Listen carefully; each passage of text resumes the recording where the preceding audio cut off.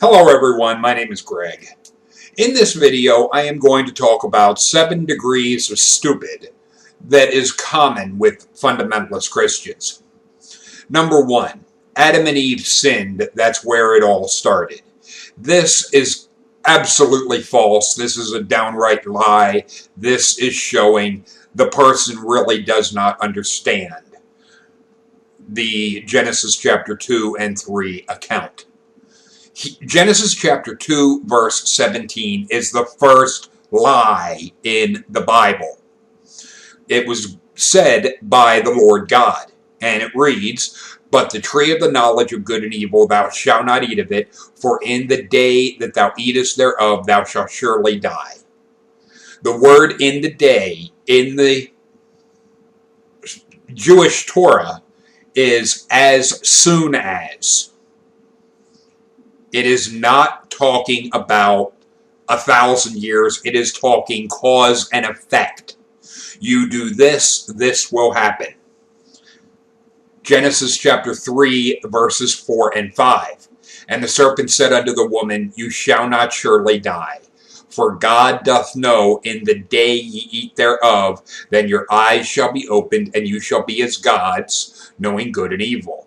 I want to point out, as you will see, here is a picture from the Jewish Bible, the Torah. The word gods in Genesis chapter 3 verse 5 is not there. Instead, what is there is the words divine beings. That is very, very, very different than saying you will be as gods.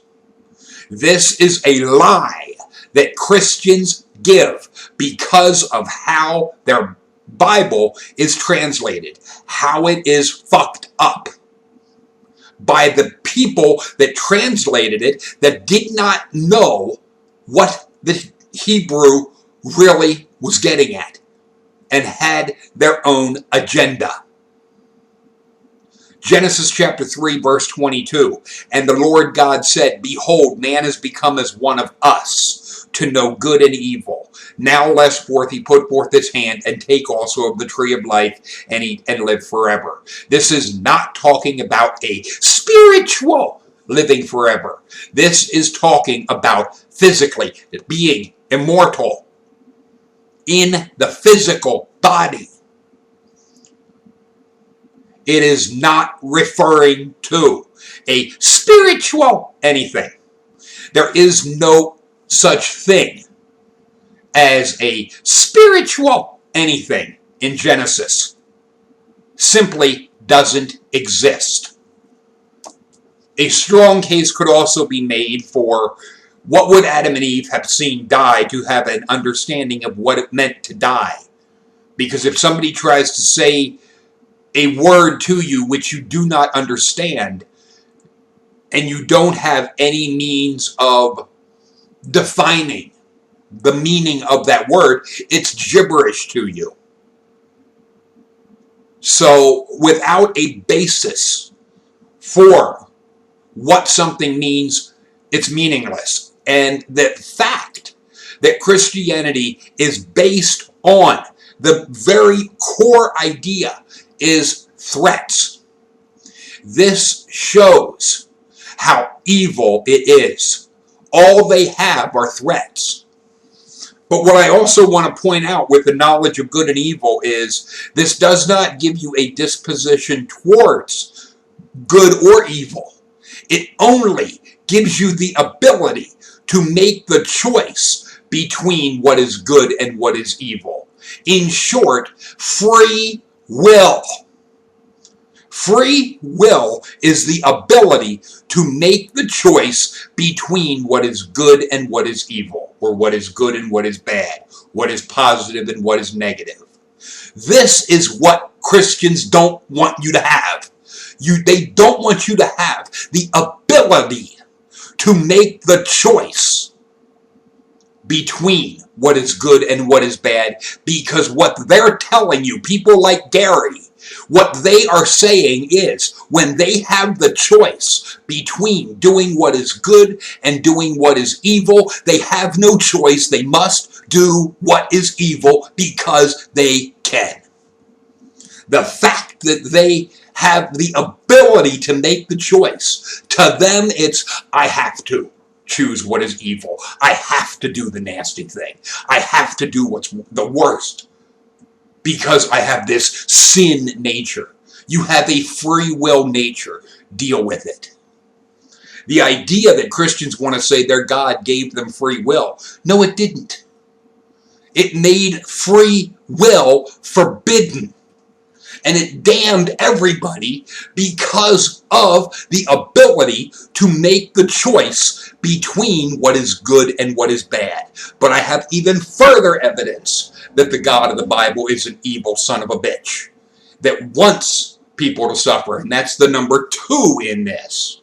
That is why women go through pain when they give birth. Genesis chapter 3, verse 16. Unto the woman he said, I will greatly multiply thy sorrow and thy conception. In sorrow thou shalt bring forth children. This is a lie. It does not have to be this way. There are things that cause pain in childbirth. When there is pain, that is telling you, that is the body's way of telling you something is wrong. Animals give birth to children, to their offspring, painlessly, all the time. It is specifically said with cats, do not get involved when a cat is giving birth, otherwise you will hurt the cat. The cat knows how to give birth on its own without you meddling. Now, there are a lot of causes of pain in childbirth, and I'm only going to give you a few, but these are the biggies. Number 1, tension of any sort. Number 2, deeply held beliefs, even subconscious, that childbirth must be painful. Religion. If you believe that childbirth has to be painful, you will make it painful. It is called a self-fulfilling prophecy. Number 3, any fear. Fear is at the core of Christianity. Christianity is all about you must be afraid. You must be filled with fear. Number 4, being monitored or watched. Number 5, intervention. And in the description bar, I am going to have a link to a website that is CompleteMother.com that explains far more in detail about the aspect of a pain-free childbirth. It's far from the only reference on it.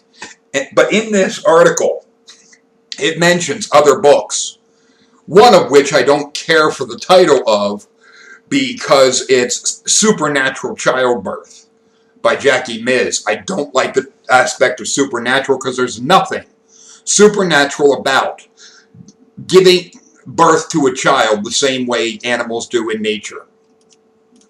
That is simply not supernatural. It is simply natural. It is the way it should be.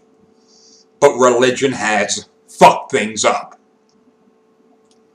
Number 3 is, that is why you work extremely hard to be successful and nothing is given to you by anyone. This is simply not the way that it has to be. It is the way it is for a lot of people because of they're not doing what they enjoy. They're not, to use as Joseph Campbell put it, following their bliss. Or as I've heard others put it, following your highest excitement. Or as Confucius said, choose a job you love and you will never have to work a day in your life. If you do what you love, then working will not seem like work because it's what you love. This is something that Christians simply can't get, or fundamentalist Christians simply can't get this. Number 4, we have been separated because of sin. This is simply impossible. It is flat out impossible to be separated from all that is, because everyone is part of all that is. Otherwise, it wouldn't be all that is. It would only be some of what could be. The Christian God is a delusion/deception. In Christian terms, or in religious terms, if you believe that your God is everywhere, it is impossible for anyone to be separate from that which is everywhere. Otherwise, it is not everywhere. It is only in certain places. It is saying the same thing as it's impossible to be separate from all that is, because otherwise it wouldn't be all that is. It would only be some of what could be. Number 5 is, if you understand that, you won't be angry at Christians. I'm not angry at all Christians. I do get angry at certain people. There are certain Christians, certain people that call themselves Christian that I fucking hate. Gary, Kendall, Enoch too, so forth. That's not all Christians. It's you assholes. There's a goddamn difference. Number 6, you'd love Jesus for what he did for humanity. Jesus did nothing for humanity. No one can pay for what you do but you. You have to be a man and accept responsibility for what you have done.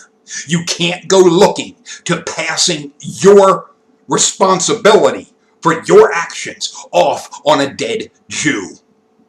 The dead Jew didn't do it. You can't get washed clean by thinking someone died for you. No one can die for you. You reap what you sow. Cause and effect. You can't escape it. You can't get away from it. You have to be responsible for what you have done. Number 7. And accept it and have a relationship with him and spread the word in life.